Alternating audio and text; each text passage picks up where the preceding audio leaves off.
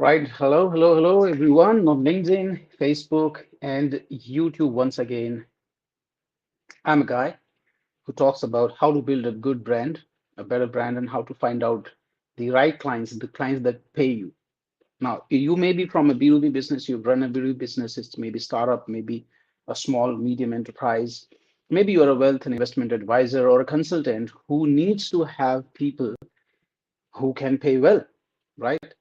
This session is going to be extremely useful for you. And I've been there, done that. I've built multiple brands for our clients, for myself, built a very large network. I'm going to be sharing very really practical stuff that I did, and it generated millions of dollars for sales for the clients that we worked, for ourselves, and it's going to be fantastic. So, first things first, let me know in the comments where are you watching me from and what do you do. There are questions that we already have from the community that we run. So I'm going to take those questions on priority, of course. But if you drop your questions in the comments, I'm going to be trying my level best to answer all those questions for you. All right. We're not selling here anything, just tune in and let's jump right into it. In the comments, where are you watching us from and what is it that you do? You run a consulting company? Do you run a small and medium enterprise? Do you run a startup? Do you do B2B, B2C, whatever? And in the meantime, we're going to wait for a couple of more guys to join. Let them give some time.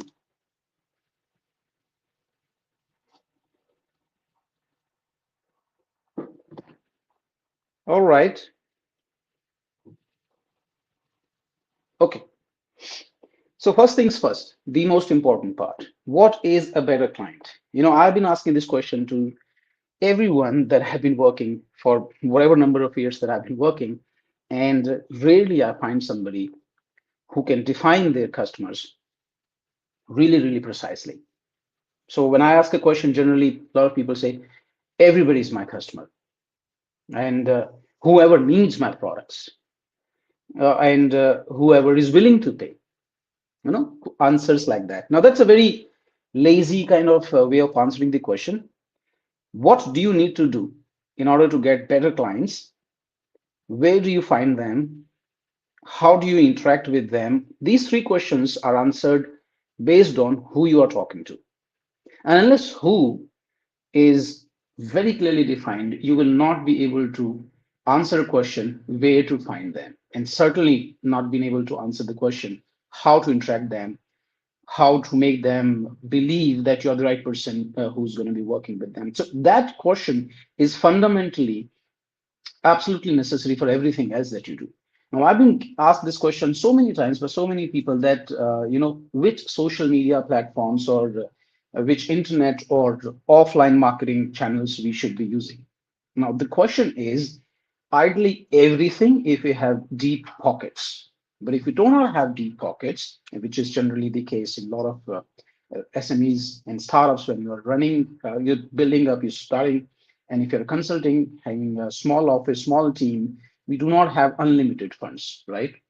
So you cannot be spending your money on attracting clients or doing marketing or branding and everything all over the place. You have to be very conscious about every dollar or every rupee that you put into the marketing. What is the ROI that is coming back on that investment? And unless that math is right, I've seen people burning out too quickly, running out of money too quickly, getting really frustrated. There's also the problem that this lack of clarity puts you into a whole sort of a very different problem.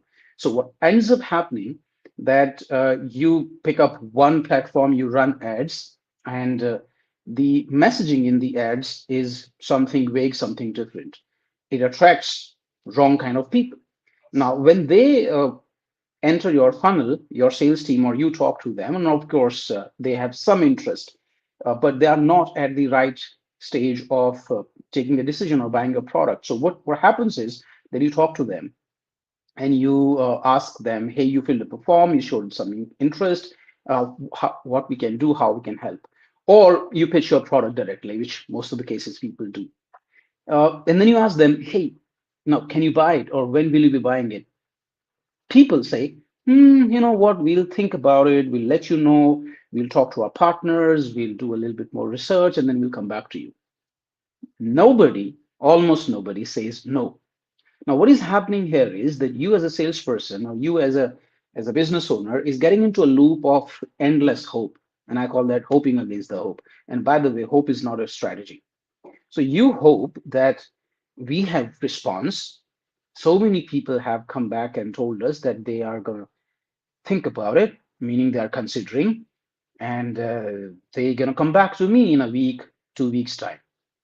So you have told yourself that, okay, there is a potential business coming in, and you're following up, and you're sending them messages, and you're sending emails, and you're not doing anything else, right? Because you're hoping that these customers will pay. You're hoping that something will happen. What happens? Most of them start ghosting you. Some of them say, no, we don't want to go ahead with you, and they have some very vague reasons. But the sales conversion never happens.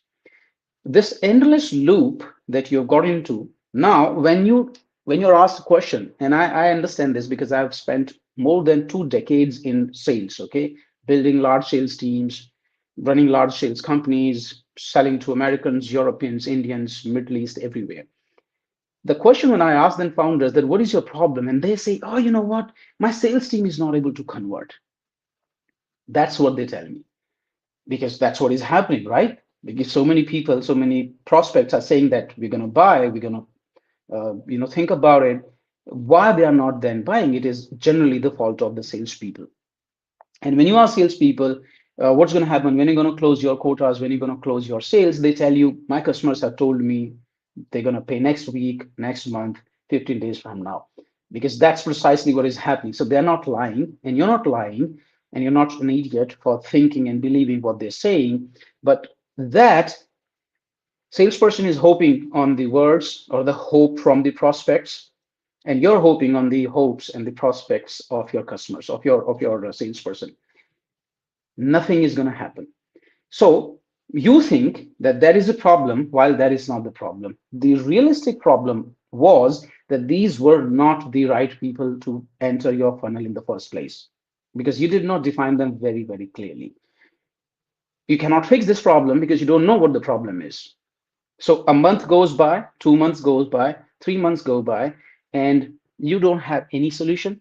The sales are not coming in, and you're burning the money, right? You're paying for office, you're paying for salaries, you're paying for your ads, and you're paying for everything.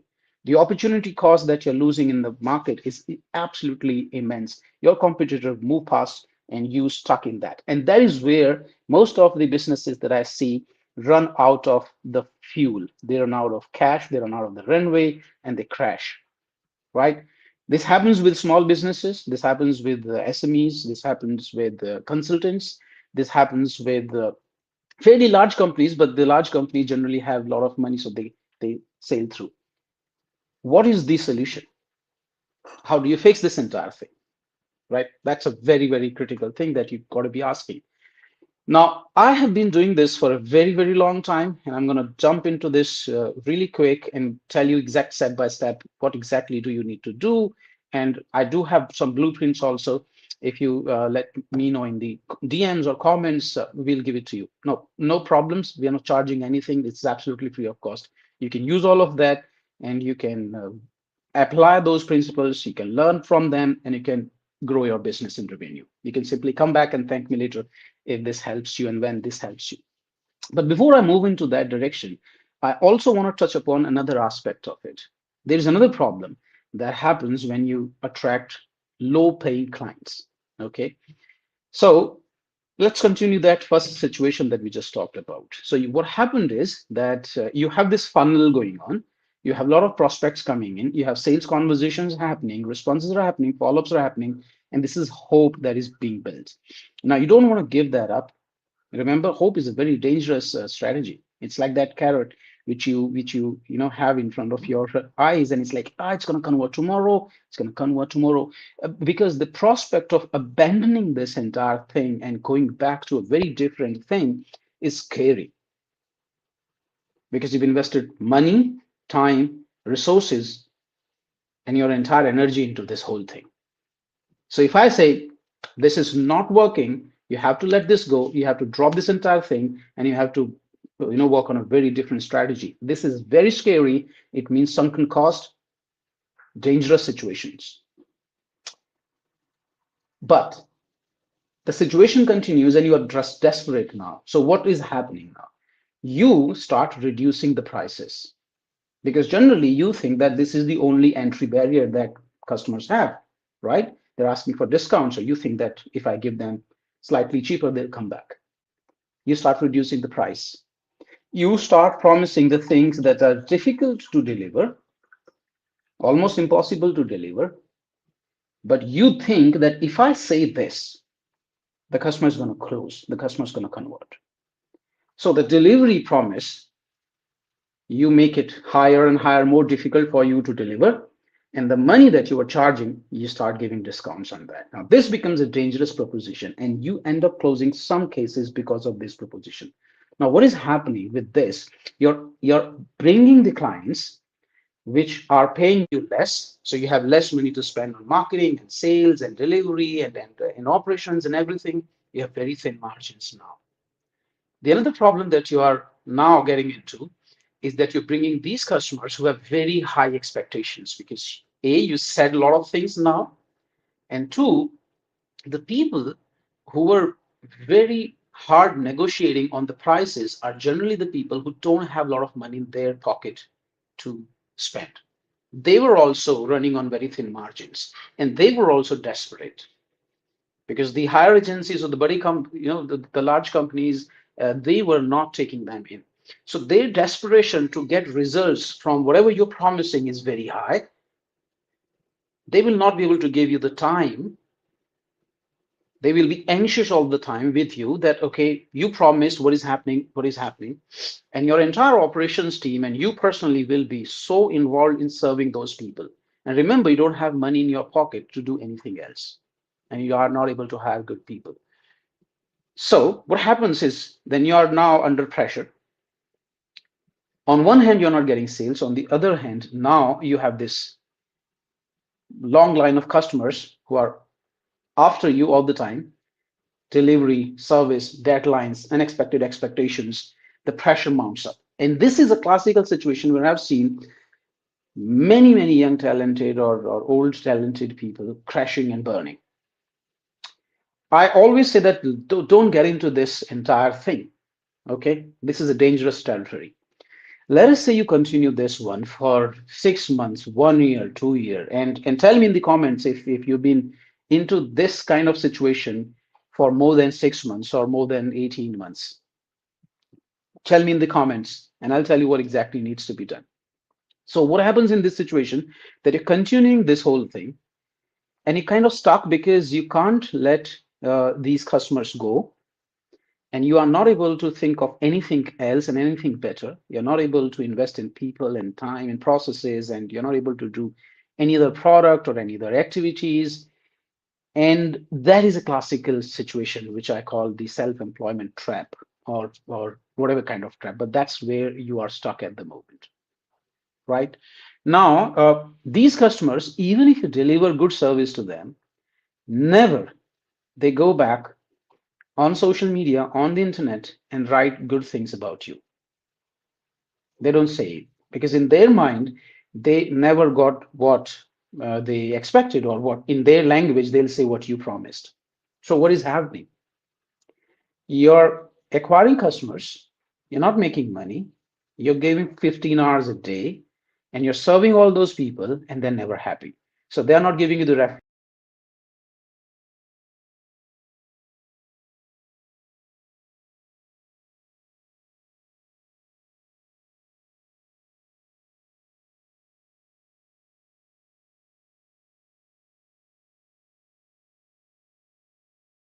parties coming in. And that is not happening. Why? Because these customers don't are not happy. They're not going out, or you're not using their service or the proof of the delivery that you have with them to turn that entire machine into a branding exercise wherein the references are coming in and people are coming in, more customers are coming in because of your brand. That is not happening. So even if you continue on that path for 6 months, 1 year, 18 months, you reach nowhere. You're still just like a beginner who've done good work, worked hard, did not make any money, does not have a brand. That's a trap. So what to do? What to do? Now, I'm going to give you something real quick now.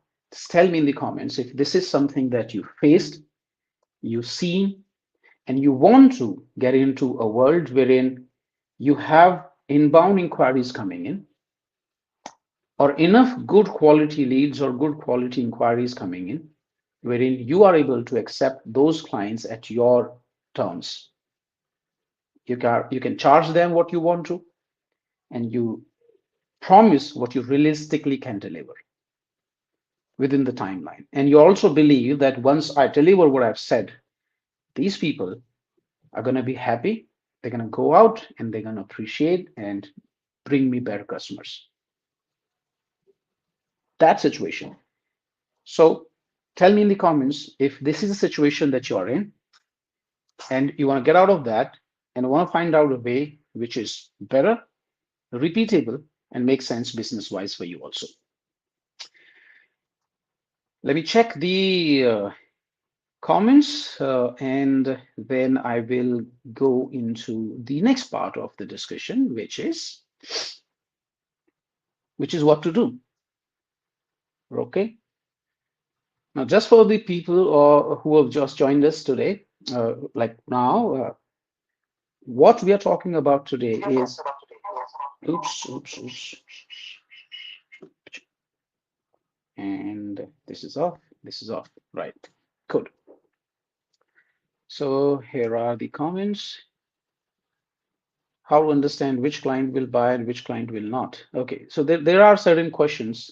Let me quickly address those questions and then we'll move on to the next part of it. So somebody's asking me on LinkedIn how to understand which client will buy and which client will not.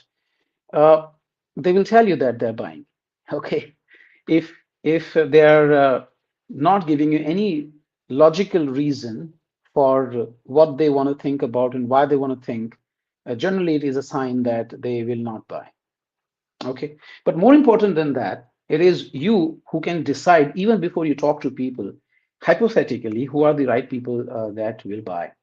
Okay, so here is a simple thing that you got to do.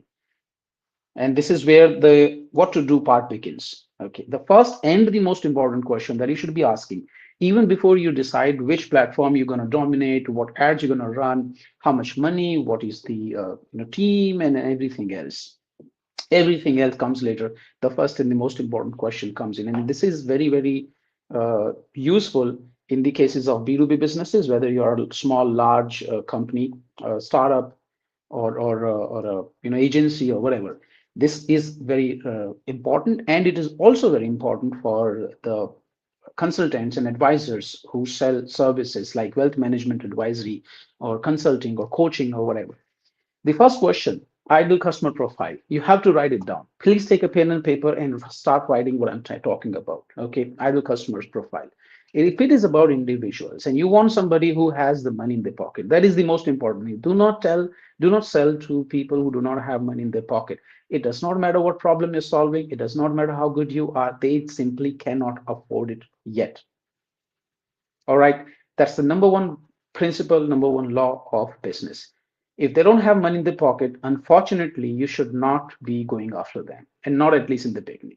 You can do something later on when you're a tech giant, you have a lot of money, but if you're a beginner, please do not get into the kind of situation wherein you're running after people who do not have money in the pocket.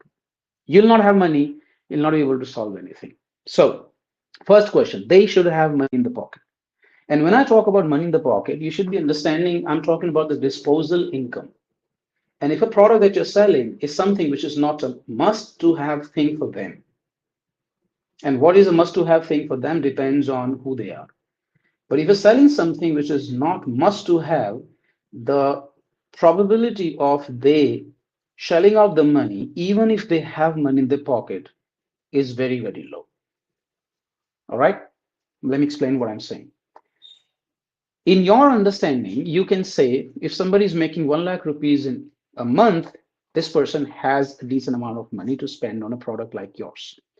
But if this person lives in a city like Delhi or Bangalore or Dubai for that matter, like it's impossible in Dubai, but let's take for an example, and has a family of 2 kids, and both of them are going to school, and has recently moved to the city, bought a new house, bought a car, both of them are on lease, the disposal income this person has is absolutely zero. Maybe, most probably, this person is living on borrowed money.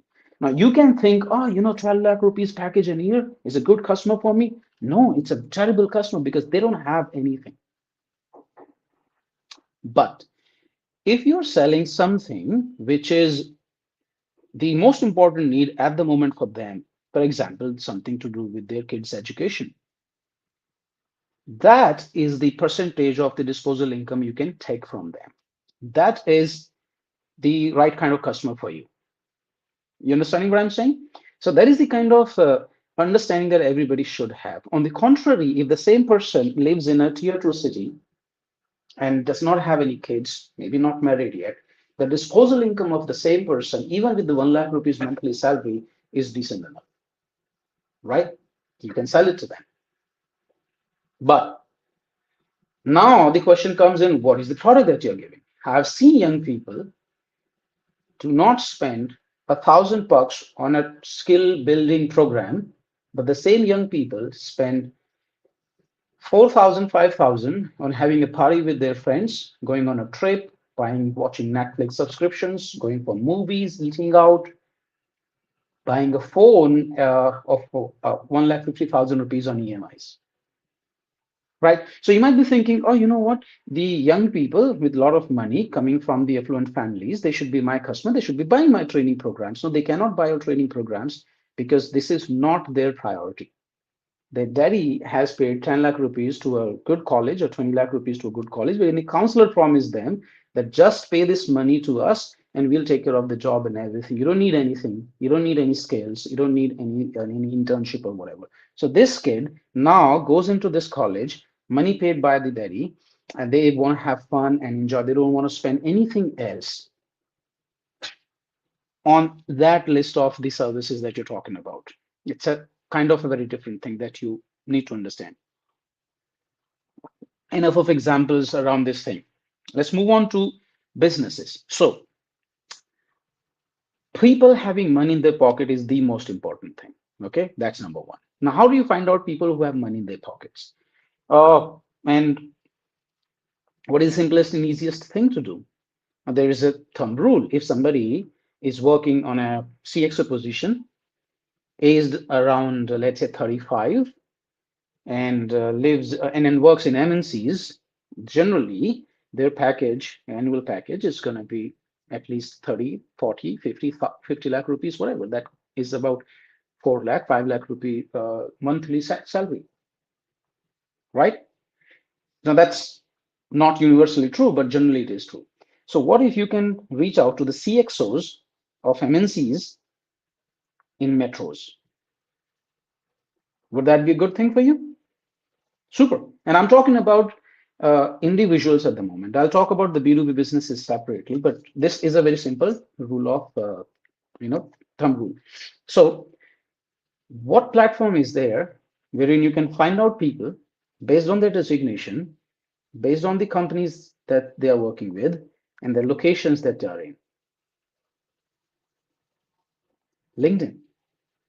This is the only platform wherein people actually update their designation, the companies that they're working with, and the locations that they are in. And LinkedIn also verifies it. We don't do that on Instagram. We don't do that on Facebook. We don't do that on Google or anything else. So no platform, no data has this information specifically and realistically and latest. So LinkedIn, right? Uh, you can run ads on Facebook and YouTube and Instagram if you have money, but even these platforms do not have specific information about their work profiles. So LinkedIn becomes your gold mine. All you have to do now is find out these people. There's a tool called Sales Navigator in LinkedIn, and you can use that, and you can use these filters, and it'll give you the list. It'll also give you the list of the people who are active on LinkedIn. They've been posting, they've been recently promoted, they have moved from one job to another recently, and you can have that list of people. Now, obviously, the next parts are just bombard them with mails and messages, right? No, obviously not. Just because you can access to somebody doesn't mean that you're going to have their money, right? You have to build trust and relationships. You have to tell them that you're good enough. You have to earn that respect. So I'm going to talk about that, but this is the most important part, which you should be very, very clearly understanding. And it is easy. I've been talking about this since 2019, and I started with 0 followers, probably 3 or 4,000 at that time. I used to conduct a lot of workshops, and I quickly grew my profile to 254,000 followers.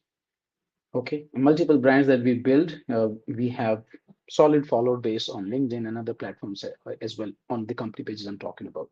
And then we ended up serving 300 clients in the same problem, where we help them build a better brand, find out right clients, engage with them, build relationships, and convert those leads also. So end to end, right? If revenue was your problem, we've been working with you, and we would find out your strategy, and we'll find out the right customers. We'll build relationships, engage with them, bring them into your funnel, and then my sales team talks to them, proposes, understands, follow-ups, and close the deals for you. So end to end revenue generation.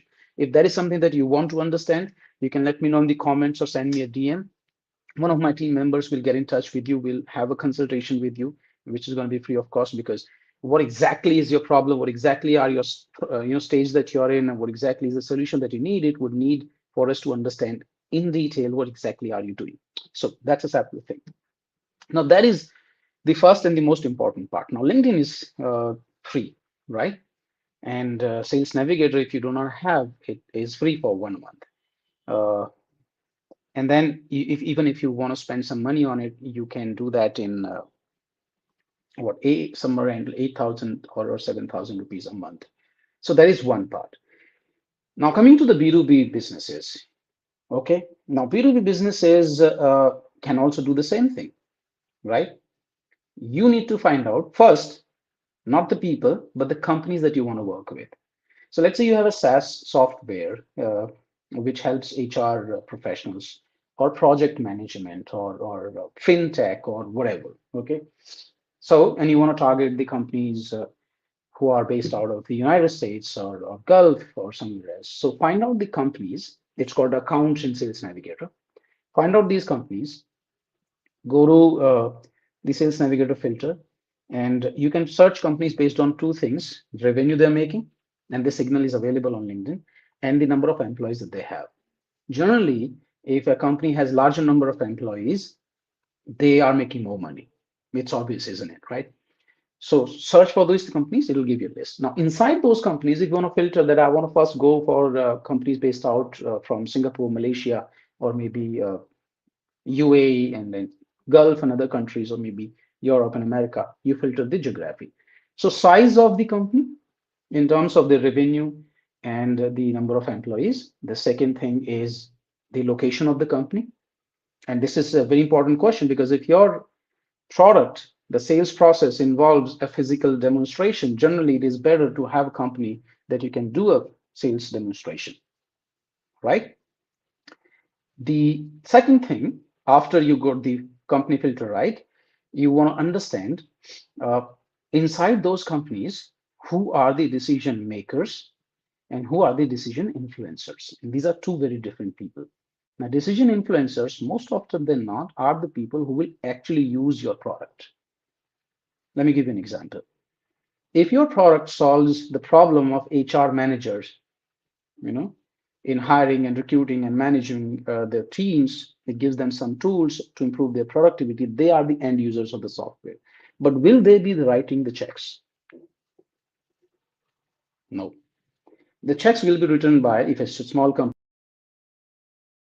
by the CEO or the owner of the company. If it's a large company, maybe the director of HR or chief HR officer. Right? That's how it happens. So these are the people who are decision makers. But these decision makers do not take the decision unless the decision influencers, the end users, actually ask for it or recommend something to them. So this is a big mistake that I've seen people making on LinkedIn and in reaching out and building that relationship with people, is that they go for one or two or three people. They do not go for all of them. And the messaging, of course, the what you talk to them will be different based on who you're talking to. So let's say if you talk to that vice president of HR, pitch would be how your software can save over a period of time, can increase the data security, or can improve the productivity. These are, the problems of a VPHR or a CHRO or CEO of a company. But when you're talking to the end users, it is the ease of usage, the UI UX, right? Those kind of things, which makes their job easier, faster, and more fun to do. Okay. So the content that your marketing team then has to produce, or you have to produce, or the sales pitch that you have to produce will be depending on who you're talking to. This will also be deciding what DMs you're going to send them, what emails you're going to send them. So that message and user mismatch is essentially a problem of you not being very clear in a written form of who are your decision makers, who are your decision influencers. There is another angle that we must understand about who are the right people and how to engage with them, is that generally in a B2B environment, a decision is not done by one person. Now, I, as a CHRO, may be recommending a software to the company that we want to buy it, but then the CFO comes in and says we don't have budget for this kind of investment. So if CFO is not on board, it generally is a problem. Okay, so what I've seen in are working with the H&I kind of, or better or high stakes clients or B2B clients, that it is generally a combination of 4 to 5 people inside a company who become the decision makers and decision influencers. And if you want to close the deals, you want to engage all of them, influence all of them, and put them into your funnel and have separate funnels so that you can keep communicating with them. So that is the critical part of who are the right ICPs, ideal customer profiles, and how to engage with them. So let me remind you, let me repeat once again. So in case you missed something, in case you've not taken notes, this is what you do. Find out the companies based on the revenue that they're making, size of the company, number of employees, revenue.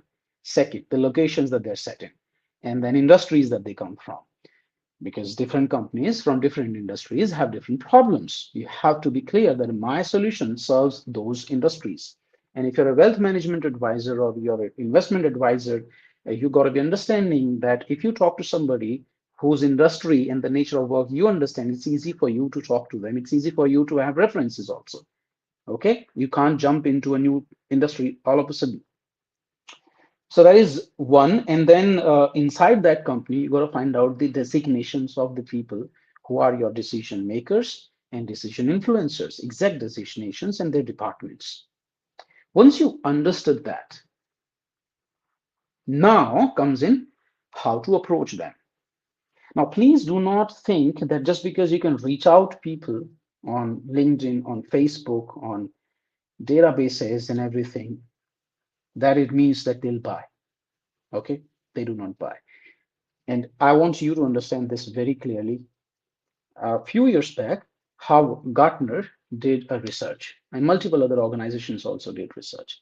And I'm going to quote that specific research from Gartner, which says that in a B2B decision-making environment, from the day a B2B buyer or high net worth buyer decides to buy something, they first think that they have a problem and they want to solve it. From that day to the day they actually make a buying decision, when they're writing a check to you or somebody, it takes on an average 18, that is 1/8, touch points from the seller. 1/8 on an average. And this number is increasing. Guess what this number was about a decade back? It was 4. And this is happening because the information overflow that everybody is bombarded, whether they are corporate executives, they are individuals, they are HNIs, they are wealthy people, all of them are bombarded with the information very, very rapidly. And the chances of they remembering you is almost negligible. So A, you have to be different and unique. B, you have to be very specific to their problem, their life, their challenges. If you do not talk to their mind and their heart by using the words, using the examples, you're irrelevant. And C, you have to be consistent and you have to put a lot of efforts. 5, 6, 10 engagements are not enough. Okay, and that's where the sales cycles, which are 1 month to 2 months to 6 months, they're reduced. That's a critical thing. And I'm sorry, this is how it is happening. What it also says, the report also says that the influence on the buying decision is no longer with the salesperson. It's no longer with the companies. What I mean to say, or what this report is saying, that the way people used to take a buying decision earlier, about a decade, 15 years back, is that they would realize they have a problem. They would ask for companies or solution providers to submit their proposals. They would validate, check all of them, and they will take a decision and they will buy. That's how it would happen.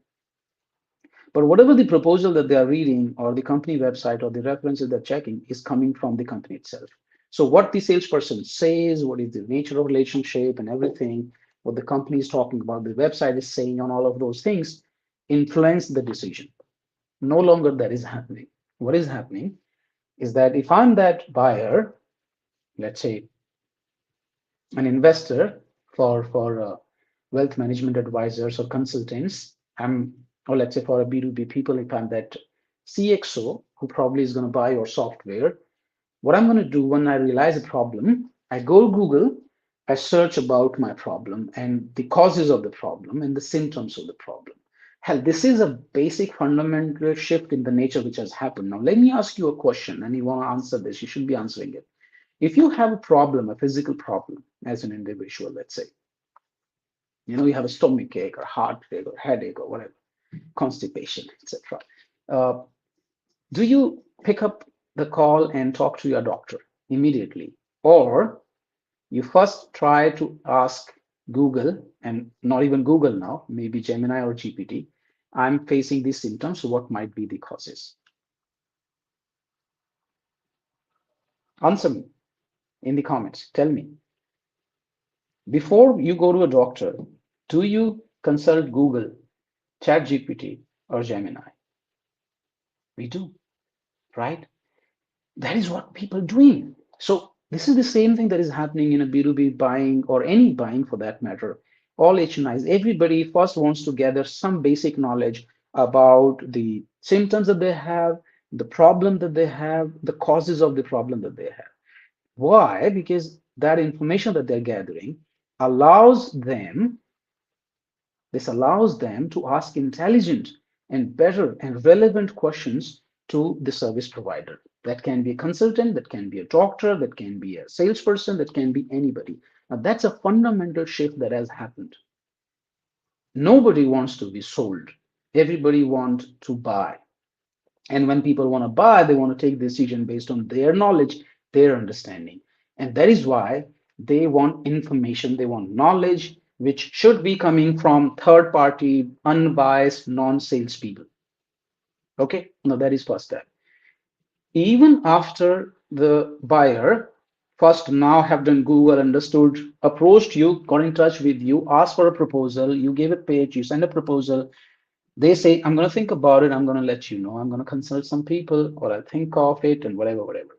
What do you think they do after they receive a proposal from you, after they receive a sales pitch from you? They go to Google, they go to ChatGPT, they go to your website or whatever, or your social media pages, and they search about you. They verify your claims. Earlier, 15 years back, this was not possible. So they, when they verify, they think and they ask about you. What internet tells them decides whether they're going to come back to you and believe what you said and buy your services, or they're going to ghost you. That tells them. So what is the internet talking about? You as a company, you as a person, you as a salesperson, is important for the leads to come into you, but it is also important for the leads to convert for you. The study that I was quoting from Gartner says that about 67% of the decision making in a B2B buying environment, the 67% of the decision making has already happened even before the buyer gets in touch with the salesperson.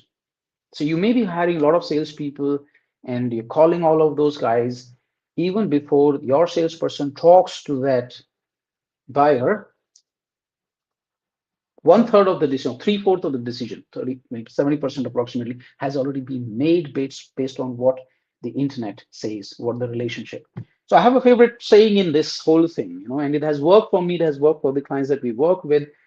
I say that your ideal customer must have heard good things about you, good things about you, even before your salesperson talks to them, before you talk to them, before your sales team talks to them. They should have heard good things about you. And that's what branding in today's world. That's what I call branding. And my favorite say is like this is what we do at Brand Samosa. In fact, we say that we do branding that sells. Okay, that's perception that people have about you, that familiarity that they have about you. That is the soft corner, that is the trust that they have with you, that helps them buy your product and that helps you sell whatever you're selling. This was not so important in earlier days, but this is extremely critical, very, very important in nowadays because this is what the world that you are living in. And it is sad, in fact, that most of the consultants that I know and see, I can open up your LinkedIn right now and I can tell you that it is not talking to me as a buyer. It's not telling me what you can do for me. Mostly it says who you are, what you have done in past, and I don't care about it. If you want to grab my attention, you tell me what you can do for me, what's in my benefit. Why should I even give you my 5 minutes, 4 minutes, 10 minutes, whatever you're asking me? How good you are, how awesome you are, that is a question I will ask if I'm interested, if I find you relevant. And that is reference or credibility. That's a very secondary question. The the job or the purpose of your LinkedIn account or your profiles is not to answer those questions. It is to only grab attention, bring that person to you so that you have an opportunity to explain them about what you can do and what you cannot do. And this is probably the most important part that you can take from this entire training today that we are conducting. If you want to pick up one thing and pack your bags and go, tell yourself that whenever they interact with me or with my brand, online, offline, me, anybody, if I cannot explain them in first 30 seconds what their life is going to be after they work with me or after they buy my service or product, then I will not have any chance to be able to get their money. You have to do that. And that's a shift in your language. I've done another video on it very, very long back. I'm going to be sharing that link if you want it. It's going to be on my YouTube channel, anyways. And you guys must watch that. Okay. It is about 30-40 minutes. And I've dissected exactly the statements that you need to use, the language that you need to use. I've taken multiple examples from live audience questions. And that is what you need to do. Okay. So coming back, and we are approaching the end of this discussion, this training today. If you have questions, let me know in the comments, and I'll be very happy to address those specific questions for you. You're watching me on YouTube, on Facebook, on LinkedIn, and yeah, that's it, I think. Cool.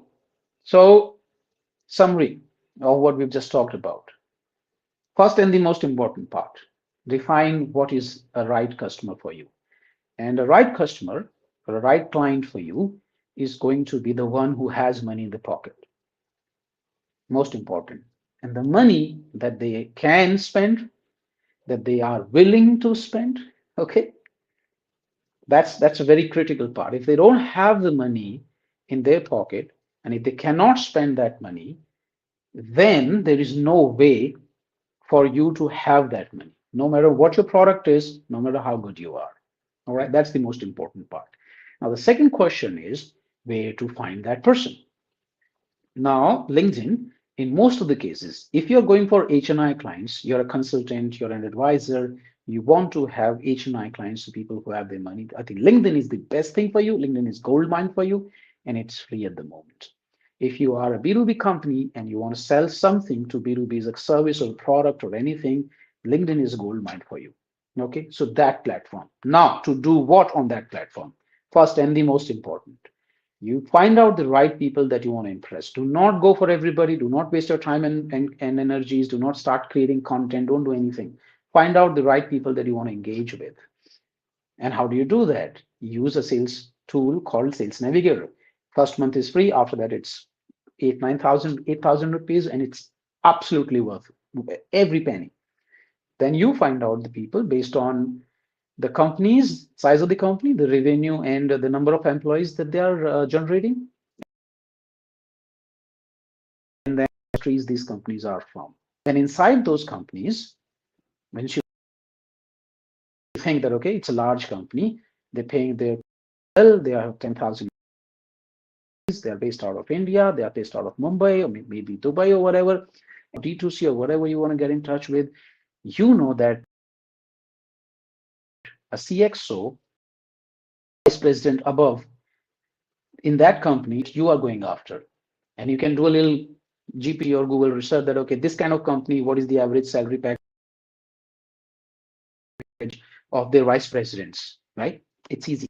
Then you find out the designations in these are called account filters, the companies, and then the people is called the lead filters. So you can go there and you can find out the designations and departments of these people. Keep it vice president above, director above. Now you have the list of these people. Okay. In every company, your goal should be to find out the decision makers and decision influencers. And generally, in every company, you would have a list of 4 to 5 people who are either the decision makers or the decision influencers.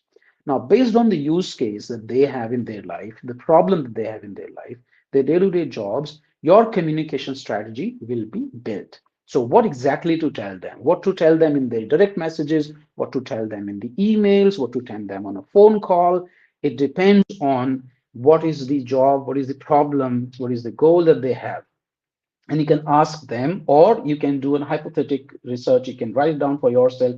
You can ask GPT or Gemini that these are the people. Tell me what is their job looks like. Tell me their 3 biggest problems. Tell me their biggest challenges and what they struggle with every day. It gives you answer, right?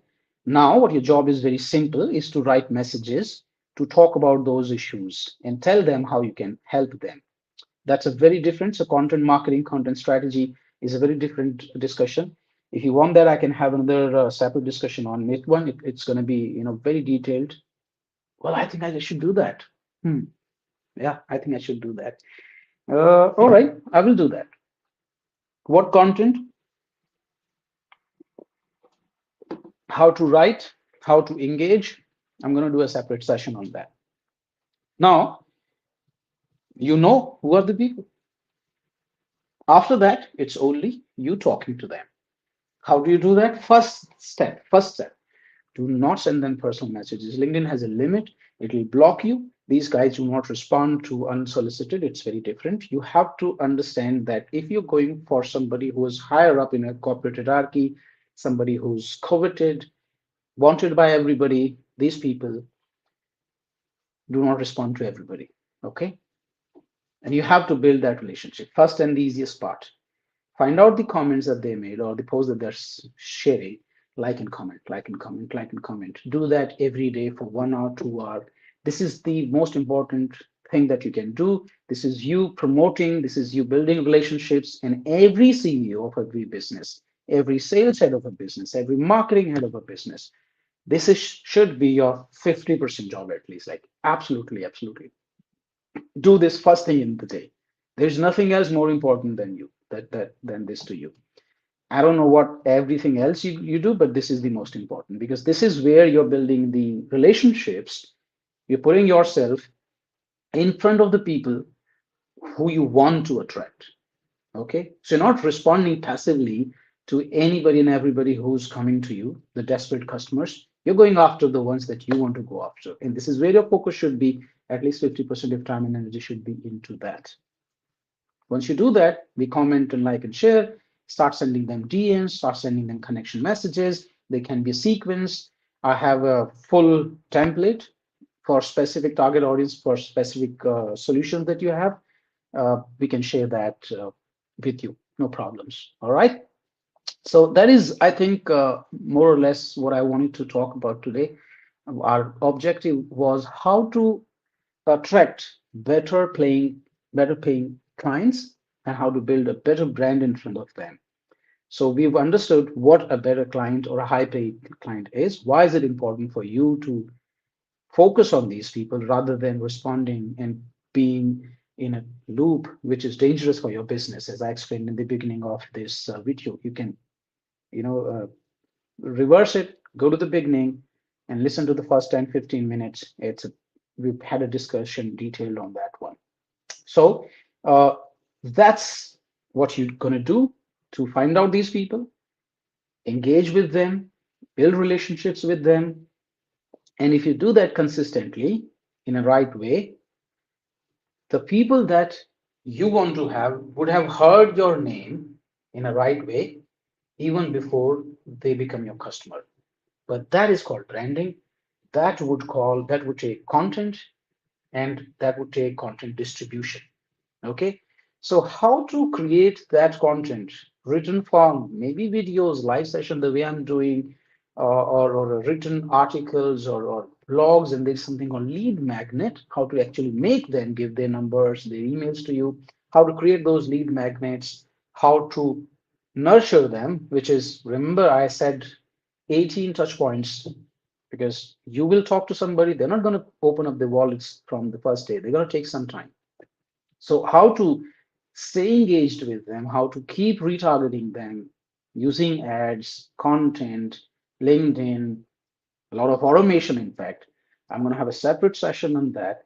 If you want to be part of it, leave a comment somewhere, join one of the communities that we run, or follow my YouTube, Instagram, Facebook, and LinkedIn. Okay, you'll have an update on it. I'm going to take a couple of questions and then we'll be off today. I know it is Monday. All of you have been working, but this is important, right? This is what makes you money. And this is where the business die or grows. So if you have any more questions, let me know in the comments. I'll be happy to address. I have one question. Somebody is asking, hello, if someone needs to work as a content marketer without any portfolio and needs clients as a freelancer, what should be the roadmap? I have explained the roadmap in the discussion today, but if you do not have any client or any portfolio at the moment, the first and the most important job that you should be having is to build a portfolio. Okay. And what has to happen is that you approach the kind of people that you want to work with. And trust me, this is what I've explained in the first 15 minutes of this video. Once this is posted, you can go back and check that. Find out the right people. If you do not find out the right people, even if you work with the wrong people, they will not give you references. They will not be part of your portfolio. They take a lot of time. They'll suck the energy out of you. And of course, they don't pay. Okay. So there's no point in working. So find out the right people. Approach them the way I just explained. It is best to approach them on LinkedIn because professionals are on LinkedIn. The companies are on LinkedIn. And this is where they do business. This is where they absolutely spend their time. Do not waste your time on Instagram or Facebook or anywhere else. I've seen a lot of freelancers who does content, video editing, and that kind of work, and they create good content and they focus so much on Instagram. Look, Instagram has a younger audience, and the attention span is very, very low, like 3 seconds. You cannot really impress somebody in 3 seconds. You can entertain them, but you cannot impress. And your job, if you want to have a business, It will come based on the impression, the ability of you to influence them in a decision making. And that is not entertaining. Okay. So do not do that. The important part is find them on LinkedIn, because in mind also people who are on LinkedIn, the same guy who is on Instagram, I have an Instagram, right? If I'm on Instagram, I'm just scrolling, seeing what is happy and fun and memes and everything. I'm not thinking business at that time. But when I'm on LinkedIn, I'm thinking business. So if I get a DM on LinkedIn, I take it seriously. I respond it seriously. But if I get the DM on Instagram or Facebook, it generally is not that important for me, and I do not respond to that easily. So please understand the psyche of your potential customer also. And after that, if you're talking to the right people, your job is to understand their problem and how you can solve those problems in the right way. And do not worry about the money. First, maybe a couple of clients, if you have to do something for free, you can simply talk to them. Look, I'm not going to charge you, or I'm just going to charge you 50% now. I deliver, you pay me the money later on. Or if you want to build a portfolio, you can simply say, hey, I'm going to do it for you free of cost, not money. But if you like it, you promise that you will refer three of your friends to me or two of your friends to me. Fair deal. If somebody talks to me this, like, I'm going to do a couple of things for you, and I'm a newbie, I'm trying to build my brand, and if you like my work, can you recommend me to two or three people? And if I can give that in writing to you, like not a sign of agreement or something, but if I can write in a message, or so that I'm more serious, so that I've made a commitment. And if you do good work for me, and if I like it, I'm morally obligated to recommend two or three of my networks to you. And because I'm an influential person myself, I have a position, I have a designation. If I recommend one of my network, they will be 70, 80% closed already. Okay, so my recommendation uh, has a lot of weight. And that is also, I say that it is always very important for all of the people to go after uh, serious clients who pay better, because the serious clients who pay better, the wealthy ones, the more influential ones, not only pay better by themselves, their network also is very influential, and they have a lot of weight in their network. Okay, they are taken seriously, so their references are better. And once you crack into that network, it becomes easier and easier. You will be keep on making more money more frequently, and life will be very, very easy for you after that. It's just that it's the beginning, and you have to be patient, you have to be very strategic and targeted. I've explained the entire strategy in this video today. It's about almost an hour now, and I hope that you got a lot of value out of it. Please. So I can completely, okay, so the same guy, this is an interesting question. Let me just say, so I can completely understand that I should build trust to do free gigs, but when if we don't have any capital for free content, it's stuff. I just got confused with the niches all the time and get fed up. No, you don't have to, create content for free. You have to work for somebody, not charging them money upfront. You're asking to be paid in a different currency. Okay, please understand that cash transfer into your bank account is not the only currency. Answer this question for me. If I tell three of my friends, when I have 254,000 LinkedIn followers, I've built multiple ventures, people trust me, I talk to them, we've been together, we do business together. If I tell them in a closed room when we are having drinks together, if I tell them, hey, you know what, there's this guy, I don't know what's his name, but there's this guy, and he did some cool stuff for me. I think you should check him out. Tell me, with this person, my friend, will take you more seriously? Absolutely, yes. And if that happens, if I give you three people like that, the law of average, and if you're really good, you will convert one of those as a paid assignment. And that is what I'm suggesting. Okay. So, no, you don't have to do anything. You don't have to, there's no money that you have to spend to find out people on LinkedIn, like and comment their content, send them a message. It doesn't cost money. You already have internet, you already have phone, and you have already have some of the cases, some of the money, right? I posted something, a very small clip today on YouTube and other platforms. So it says that people often complain about they lack resources. And I tell them, lack of resources is not your problem. Lack of resourcefulness is your problem. And resourcefulness is the ability using which you can find out resources. Resources like money, people to work with you, offices, funding, anything. Resources can be generated if you know how to find those resources. And that ability is called resourcefulness. You need that, and that is possible. I wish you all the best. I'll be back maybe, I think, on Wednesday or something. In the meantime, if you have any questions, let me know. I hope this session was useful. I wish you all the very best. Bye bye. Take care.